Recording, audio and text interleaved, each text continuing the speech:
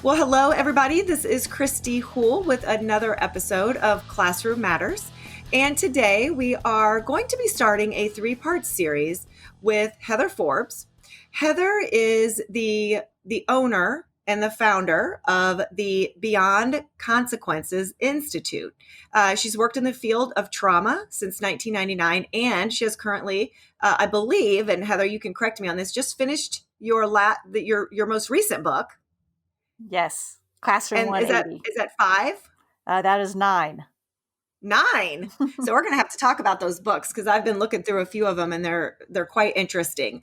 And so we're really focusing on in this three-part series with Heather, the Beyond Consequences Institute and the approach and care that they take when helping educators and parents with trauma-informed approaches. So Heather, welcome to the show. Thank you so much for being here. It's great to be here. Thanks for the invitation. So, give us a little bit of background about the Beyond Consequences Institute and sort of the mission that you really stand for, which is, and I am getting this right off of your BCI or Beyond Consequences Institute. I love this statement that you have here, talking about that you want to provide every child and student the opportunity to be parented and taught out of love. And I love this next part about ending the myth. And I want to talk about that in this episode. The myth that children can only respond, learn, and bond through fear-based techniques. So give us a little bit of background on the Beyond Consequences Institute and how this all got started for you. Sure. This all started as a deep passion based off of my own personal experience. And I have raised 2 children and also mentored a young lady who was severely traumatized, but really raising 2 children who were adopted, having no idea as a parent what I was getting into. I just thought you would bring this child into your home, drive the minivan, and be just like all the other parents. Well, before I knew it, I had a child. One of my son was banging out windows in the home and coming after me with scissors, and then just entirely aggressive. And my daughter was on the other side of the spectrum, who was incredibly shut down and was unable to really respond or engage at any level. And so that started my parenting journey, I should say, my parenting journey. And then I went back to school and did actually a lot of research of understanding what the neuroscience is telling us, what trauma does, not just to a child at the physical level, but also at the emotional level and really at the brain level. And so my solutions for my children really came out of a need to know what to do and to understand then, of course, the science behind that. And then as I became a professional in the field, I supported parents, I supported foster care agencies, and then ultimately now working with schools at a much broader level of understanding what trauma does to children and how it really changes their perspective of the world, but also their body systems, how they react instead of respond to some of the traditional things that we have done. And so it's been actually quite a journey. And I will just say, yesterday was my son's 23-year anniversary of being adopted. So I have been living this for at least 23 years and understanding it from all different angles. Mm-hmm. Well, it's interesting because you talk about traditional methods that you had seen, that have been traditionally done in the past, where we're taking fear-based and child blaming to try to help children grow and better themselves. But you really realized that really wasn't working. And so how did you counteract that and figure out other ways to go about this process when you started this journey? Well, what the neuroscience is telling us is that children are in a different part of the brain when they are what I call dysregulated. So when they are acting out, when they are misbehaving, all these terms that we have, when we see it at a behavioral level, we typically want to just change the behavior. We have to get underneath it to really understand what is happening neurologically. And so many of our traditional techniques do not deal with children at their neurological level. Their brains literally are operating from a different part of the brain. There's the part of the brain that is very rational, that can put consequences together, can do sequential thinking, is great when a child is in a regulated place. But once that child gets dysregulated, which is where most of our children who are impacted by trauma live, they live in the emotional brain.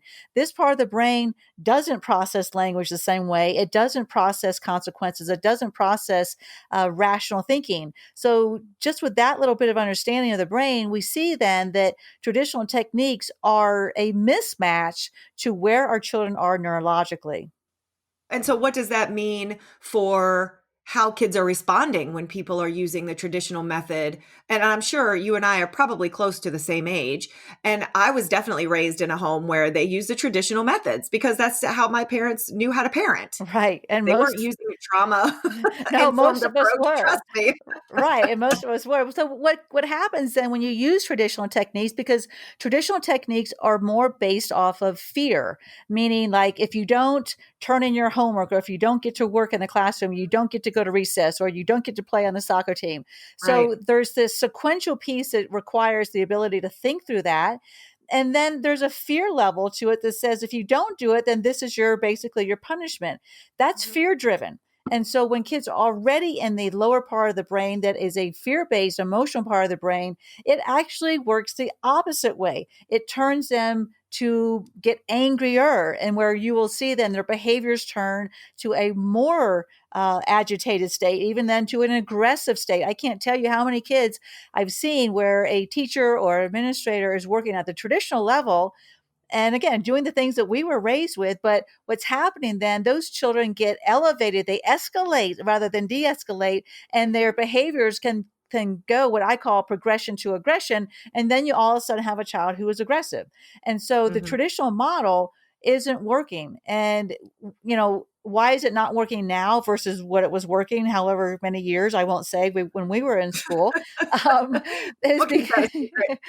we are living in the most stressful time in human history. And may I just say that that's really a true statement now that we're during this pandemic, but truly that things are different now. Children are wired differently. And now we really understand what's happening neurologically. Even a lot of our, what we would consider our balanced, healthy families, are those kids are under a lot more stress than you and I were growing up. When I look at even the curriculum for a kindergarten based off of what I had as a curriculum as a kindergartner, it's way more intense. It's way more stressful. And so just overall, and I'm not blaming that on the education system. I'm just saying as an entire world that we live in, everything is just a little bit more tuned up. And so now we see kids' behaviors really off the scale. When I work around the nation and I hear principals and superintendents telling me that their special ed classes are completely filled and they're having these problems in the gen ed and they don't know what to do with the kids. And so it's an increase. I mean, I can tell you every single training I've ever been to all around the US, everyone raises their hands when I say, who sees behaviors that are more intense, more frequent, and the duration of these behaviors are way off the scale? And everyone raises their hands. Mhm. Mhm. And would you say so? So as you're talking, I'm sort of visualizing, right, that the kids are getting more aggressive and the parents are doing the best that they know how, because as you just said, that's how we were raised. That's how our parents raised us, and that's sort of a lot of times where we learn how to be a parent until we seek out better ways and seek out to learn more as we progress in our lives. But and the parents are doing their best, but their kids are getting more aggressive, and the kids in the classrooms, the teachers are seeing them become more aggressive because the adults in the situation are older and they don't get why those things aren't working because they worked for us. Right. So, do you see that they just keep doing it and doing it and doing it? And then eventually the blame comes on, well, it must be the kids' issue, or it's a family issue, or it's this, instead of them saying, okay, what do I need to do to really catch up? It's kind of almost like I feel like they need to catch up with where the kids are. Yes, I do. But you know what? I think the promising piece in this and the hopeful piece is that I do see that schools are saying, okay, really, this isn't working. And I think what really generated that historically was that the whole prison to pipeline. I mean, Yeah, yeah, what's yeah. the wording I'm looking for? But Hmm. school to pipeline to Yeah. prison. And It's because we had a zero tolerance policy, because all of a sudden it was like, okay, if you don't do this, then you're out, then you're suspended. And we gave all the punishment, and we never stopped to say, maybe this is not a behavioral issue. Maybe this is what I call a regulatory issue. What we have now are children in the classrooms that have a very challenging time of regulating themselves, self-regulating, being able to calm themselves down, being able to handle the upload of stress that we are putting out to our kids, and their body systems, especially the children impacted by trauma, their body systems are not able, they are compromised in their ability to handle stress.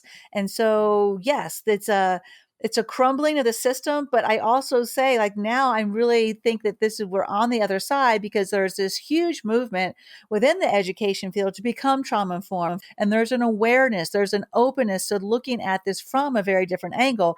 And I think that that's really, it's just brings so much hope and joy to my heart, because I know that what we're ultimately going to be able to do is to help our children return back to that love for learning, come back where they want to come to school, not that they're forced to come to school, that there is this wanting and this desire. And when we help children get regulated again, what's so important to understand, this is actually when we can help them academically. The bottom line is, children cannot learn if they are not regulated. If they are stressed out, Right. their capacity to learn and the capacity to problem solve and to be able to memorize and all the things you need in the classroom are unavailable. And so the more that we can help our children get regulated, what we see, and I have stats on this, that the academic scores do go up, our attendance goes up, our behavioral issues go down. We have higher graduation rates. So even though we're not working at the academic level specifically, we're working more at the regulatory level. We will then be able, and we again say, I've seen it time and time again, where we're then helping and equipping our children to do the very best they can academically. Mhm. And to your point, doesn't so much of these teachings and this embracing of the child really about embracing the entire child, and really, like you say in your mission statement, really teaching them out of love and less about what you've done wrong and sort of where you are in your life and how I can help you move forward? Yes, I mean, that's a great point. It's exactly that. And that's kind of I will tell you though, that that's probably the hardest concept for anyone I work with to really to see, um, that they really have this ability to be able to be okay, even if we love them through their challenges.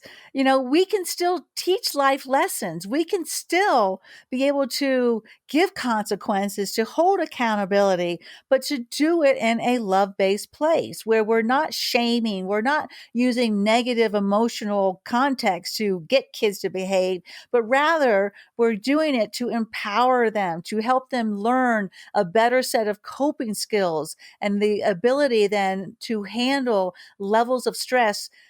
You know, one of the other criticisms I get is that, well, when they get out in the real world, you know, their boss isn't just going to come up Mhm. to them and say, "Oh, Billy, how you doing today? Looks like you're kind of sad." No, they're absolutely right. Their boss is not going to be able to do that. But you know what? Our kids aren't in that real world yet. And what we can do to start is to have them be able to express themselves better, to be able to deal with emotions better. You know what? When I watch, I will bring the current events into this. When I watch the news right now, where we have people protesting, which is great, but the ones then that are going over the edge and looting and the rioters, those are the ones I see as they're angry and rightfully Right. so, but they've had no ability to express it. And so Mhm. then they've not had the coping mechanisms to be able to stay with that line of anger and be productive versus crossing that line of safety and crossing that line of what isn't right. And I really relate that back to our schools, because I know a lot of us have students where they've been angry and all of a sudden they throw a chair. Well, they That's have a right. right to be angry, but they don't know what to do with the anger. And that is what this is all about. And it's a trauma informed movement, is teaching our children how to be angry safely, how to express themselves, how to have a voice without having to throw that chair, but to do it in a way that is productive, that feels good, and then empowers them not to lose their personal power over it. And being able to listen to them about why they're angry, seeing past the action. Like, you talk about the some of the folks that are angry and confused and they're turning to violence in these times, and kids. I mean, I've been in classrooms, trust me, multiple times where kids are spitting on in my face, and I know that they love me and it's not because of something I've done, but there's so much anger in them Yes. that sometimes you just have to stop and say, I'm looking past this behavior because I know there's something in there and we need to get to the root of it so that you can express yourself better. So I love that. I love that analogy that you put on it. And so it makes it probably a lot easier for some, especially some of our listeners who are a majority of educators that are listening Hmm. to this, Hmm. really can, I hope, are sitting there saying, I know that kid. I have that kid. I had 3 of those kids. Man, I wish I would have done that differently. And guess what? This year I will do it differently. And that's what this is really all about. But I want to go back to something else that you mentioned briefly, because I want to go deeper into that. You mentioned that with this approach and with this care and with this model of the beyond consequences, a lot of people will sort of give a little bit of resistance in the myth that, well, I'm just not supposed to discipline my children. They aren't supposed to be held accountable. And that is not really at all the case. So tell us a little bit about how you can still discipline or teach. I don't even really like the word discipline, to be honest with you. I've never Hmm. liked that word. But how you can help kids grow, how you can show them how to have better behaviors, more effective behaviors to get what they want, um, while still embracing them and loving them, but not letting them run all over you. Right. No, and that's I So think the talk to us great a little bit about that. that's a great question, because I think when this movement started, when I first started teaching this, is that people then went the opposite direction and just let kids get away Right. with stuff because, oh, they just are, they're just loving their kids. Well, our children need structure. In fact, structure provides stability. Structure provides our children the ability to feel safe. And so the predictability in the environment, the consistency of the rules that are enforced, not just sometimes they get away with it, sometimes they don't. All of the sort of the whimsical way of doing it is really not okay because it doesn't give that sense of stability that our children need. And so there is a middle point. And what I like to say is I use the analogy of 2 different personas, one being the persona of Mr. Rogers, right? Mr. Rogers is soft and loving and regulated. And, for all of us that grew up watching Mr. Rogers, Mhm. the minute you just think about him, you're like, oh, Mr. Rogers, you feel good, right? But if you're Mr. Rogers with your child or your student, it's not enough. They'll walk all over you, especially our children impacted by trauma. So then the other persona is the idea of General Patton, where it's all about the rules. It's this heavy hand. And so you can't have one or the other. You have to have a combination. Again, the general pattern is more like I have the strength, then I have the confidence to parent you. I have the confidence to be able to have you in my classroom and for you to follow the rules, and I can handle you. But yet I'm going to handle you in this loving Mr. Rogers kind of way. So let me put a little example to that. So let's say you have a student in the classroom. We'll go with like more of a fourth grader, right? The fourth grader is sitting there and kicking the kid next to him because they're aggravated. And so the teacher says, look, Billy, if you don't stop kicking Andy's chair, you're going to miss recess. Well, traditionally, that's what we've kind of have done. And that's the general pattern. So how do we combine the two? Well, then maybe the teacher goes over and says, hey, I can see you're really upset. I need you to stop kicking the chair because it's bothering Andy, right? So that's the rule. But the Mr. Rogers piece comes in and says, hey, maybe you need a break. I can see that your feet are moving. You're pretty a little dysregulated. You need to just go get some water, get those feet moving, get out your movement, come back and sit down. And so we can do little stuff like that. And even if it's a bigger issue, and let's say you do that and the child says, well, F you, because Mhm. that happens. And so, Yes, it does. and so the teacher goes, okay, I can see you're really aggravated right now. You just validate that child. Now, when it's time to go to recess, you pull Billy in and you say, hey, Billy, that incident that happened earlier, you know what? I want you to come and just talk to me about this. I don't want you to go out to recess right now because I got to make sure you're okay. So the consequence is Billy's not going to recess because they use the F word, but you deliver the consequence in a way that is relationship based. You deliver it in a way that helps you to regulate and to teach. So maybe you pull Billy in and you say, you know what? I don't want you to go to recess because I can tell you are dysregulated and it might get worse. My job is to make sure that I am always putting you in an environment that is safe for you. So you and I, we're going to work this out. Tell me what happened earlier. And right. And so Billy is actually forced to be able to talk through it. I will tell you, kids would rather go to timeout than sit there and talk why they use the F bomb, you know? So Right. sometimes people are like, oh, you're just letting get away with it. No, you're not. You're actually getting them to do something that's very hard, and this is to process the emotions and to process what happened, where they'd rather just sit in timeout by themselves. So you have a consequence, but I hope that example gives you a way to sway between setting the rules, having accountability, meeting those expectations, but doing it in a love-based place. It's not full of shame. Mhm. And like, I have so many questions right now I want to ask you about that, because we could just go on and on, but I'm going to save that, because on another part of this series, we are going to talk specifically about how we can help educators or help teachers really get past some of the resistance of these practices. So I'm going to save everything I'm thinking in my mind right now to that episode, because I think that it's important, right? Because it's a different environment in the classroom setting when you are trying to not only manage behaviors, but as a teacher, and I say we because I think once you've been in the classroom and you've been in an education system as a teacher, you're always a teacher, no matter what you do from that point on in your life. Um, you have a lot of responsibility to teach this curriculum that you talked about and all these other things. So I think that's going to be a really powerful episode when we get to talking about specifically teachers and how to handle using these approaches. So talk to me a little bit about the beyond consequences core principles of your model. What is that? What are some of the underlying things that you feel are the most important, just as an overview, to know about this model that you teach? Yeah, I think that the most important concept is understanding what stress does to children.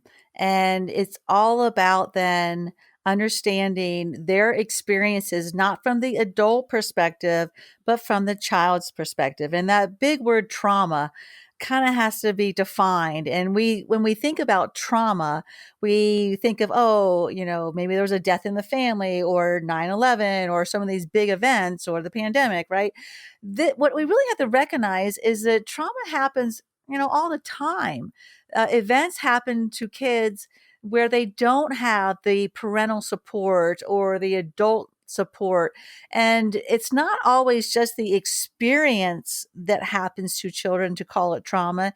It's the feelings that they have. And there's three feelings that really define when a child is going to be impacted by trauma. If there is an event where a child feels helpless, hopeless, or powerless during the event with no loving support around them, even afterwards to process it, then it's very highly likely that that child will be what I say impacted by trauma and have some residual effects that will eventually show up in the classroom. And so, this can be a child riding their bike in the middle of the woods with no one around. They fall off. They feel like they're going to die, right?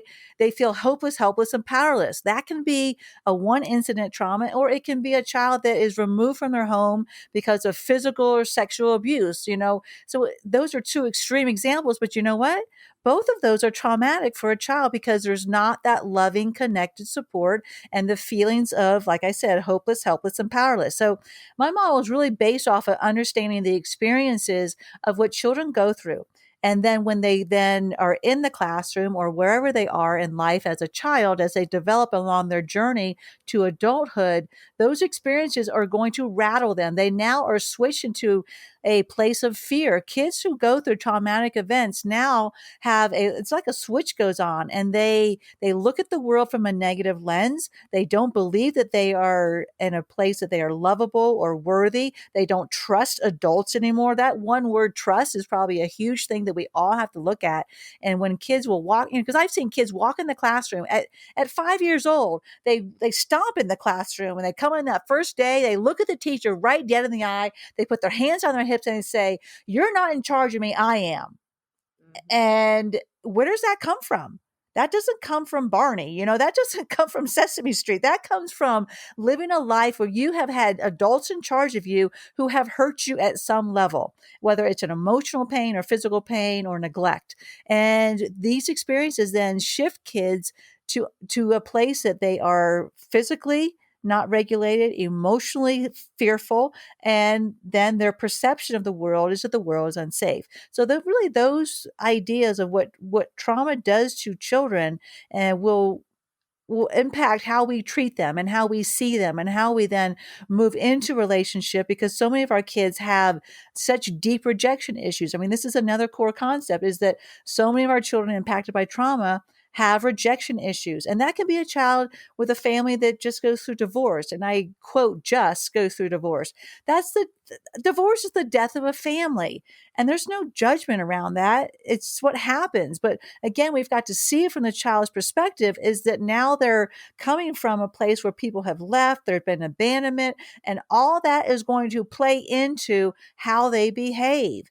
The idea of understanding how rejection is a huge piece. I can't tell you how many times I've sat in classrooms and watched kids, and it's all rejection. It's the rejection issues, whether it's coming from the teacher, they're perceiving the teacher, and I say perceiving because it doesn't always happen, but their perception that they're being rejected, rejected from their peers. And so that can just shift kids all across the scale. So all that wrapped up, I think the I guess the three words I want to say here is understanding trust, and then understanding that this is a regulatory issue, and understanding then is the perception of the child that we have to keep looking at.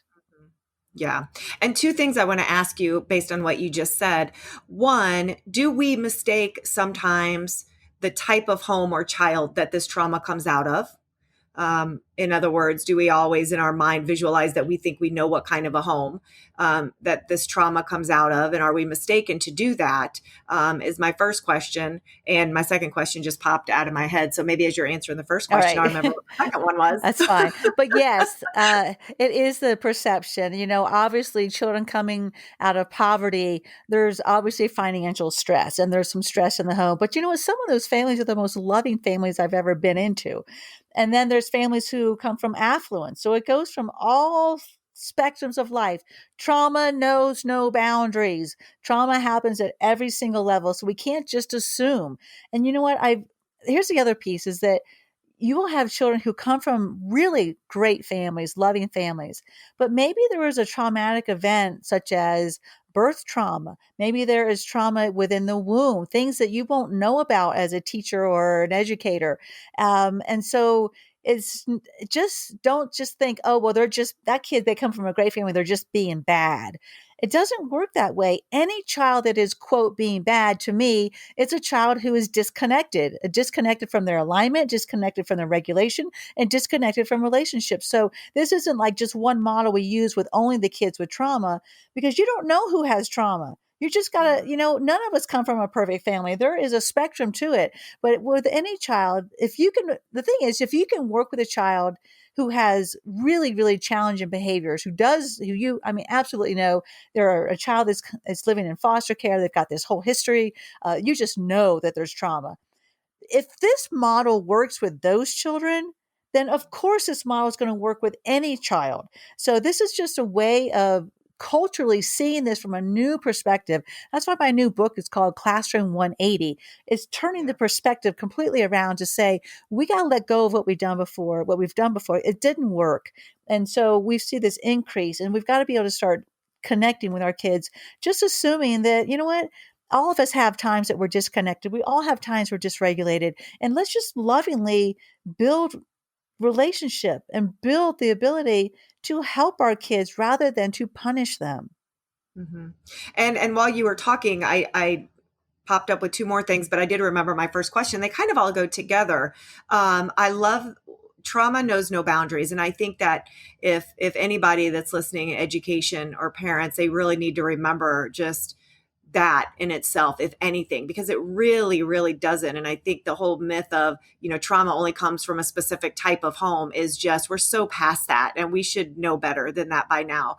And then also, talking about building relationships and earlier you were speaking and you talked about kids just feeling rejection and maybe having a divorce in the family. A lot of times, if you don't have that relationship with a child, wouldn't you say that they are less likely to open up to whether it be the teacher or their peers for multiple reasons. They don't feel they can trust them, or maybe they just don't feel like they want to have the rejection or to be looked at in a certain way. So is that something that you see happen a lot, with it being difficult to detect trauma in children sometimes? Oh, definitely. Our kids just want to be normal, Mhm. and I hate that word, but that's what our kids want, right? They want to fit in. They want to be okay. So a lot of our children will go to school and they will do actually really well because they're putting all their energy in so that they don't stand out, so that they fit in. And then their systems are just becoming collapsed. They can't really keep it up. Eventually they do collapse. So there is that sense that they just want to be like the other kids, and all of us want to fit in.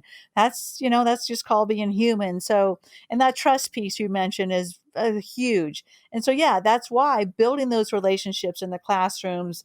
And, if you're a high school teacher listening to this, it's hard. You have how many hundreds of students, Mhm. but just offering it. And when people know, when the students know that they have this one teacher or this coach or maybe a school counselor, whoever. It can be the custodian, it can be the lunch lady, it can be anyone they know they just can go to, so that when those times do come up and they have enough courage, as I'm telling you, it takes a tremendous amount of courage for them to be able to be vulnerable.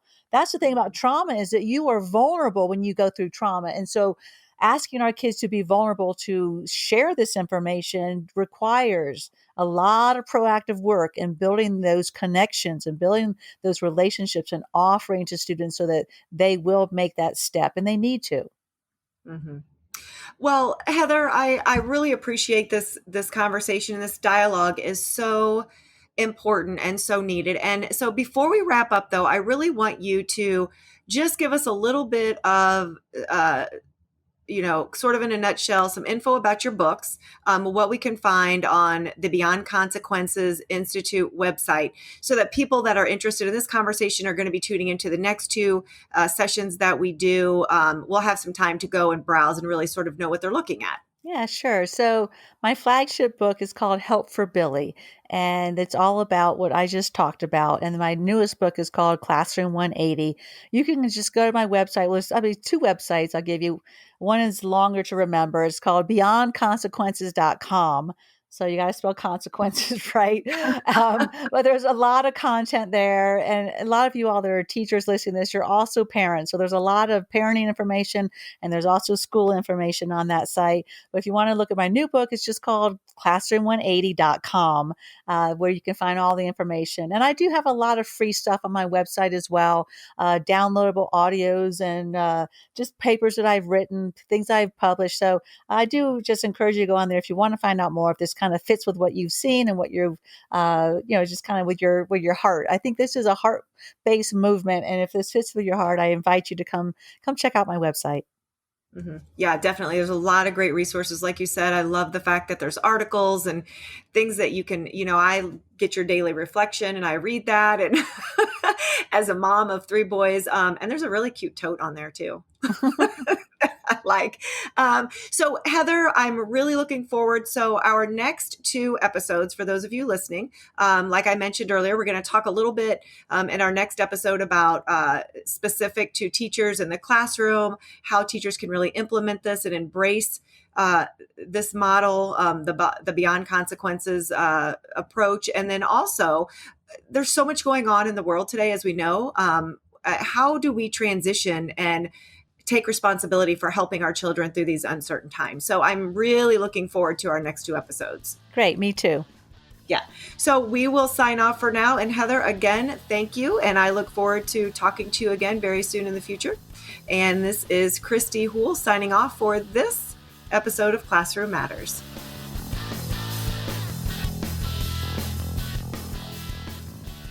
Well, hello, everybody, and welcome to, it's not really an episode of Classroom Matters, but I am back for a brief chat with Heather Forbes. For those of you that were able to listen to part one of the Beyond Consequences Institute and the Trauma Informed Approach, Heather and I had an amazing conversation on what that is. And so I wanted Heather to come back and just chat with me for just a few minutes to talk about a really exciting conference or virtual conference that's coming up. So I wanted to make sure to give all of our listeners the info on that.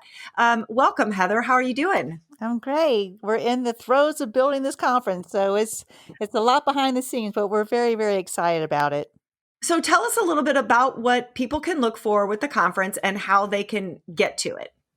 So every year we put on a national trauma-informed school conference. It is all about learning how to become trauma-informed, and whether you are at the basic level, intermediate, or advanced. And obviously this year we have gone virtual, but I'm super excited about it because we will be able to have recordings from all our previous conferences. So it's not just one little person with a head looking there from a Zoom. We're all zoomed out, right? So these are real sessions that were recorded just in the past couple of years. So they're super current and super applicable to today. My keynote address is all about how to understand the dynamics of children coming back into the classroom, whatever that may look like in the fall, but really understanding how the pandemic has impacted not just our typically challenging students, but even our students who are regulated and come from solid families, because a lot of these families have fallen apart. So I'm going to be really talking about the change that is going to be happening to those students as they walk into the door, and then of course how to help them through that.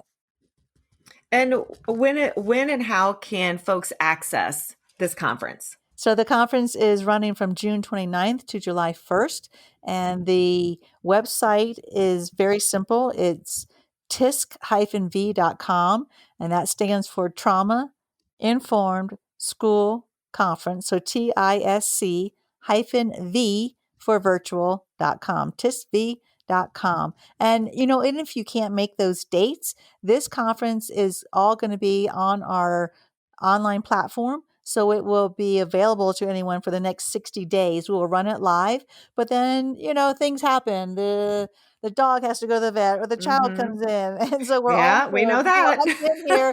And so we know that. And so every session will be available to anybody afterwards as well to do on your own. But certainly the live conference, when everyone is there, is certainly the way I think we would want to have everyone participate, because it's just a little bit funner. We're really working so hard to make sure that people get connected. We are doing so many things that I just feel are innovative and fun.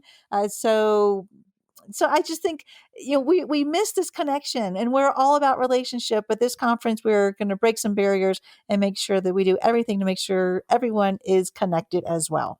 Mm-hmm. And now, can folks also get the information from the Beyond Consequences website as well?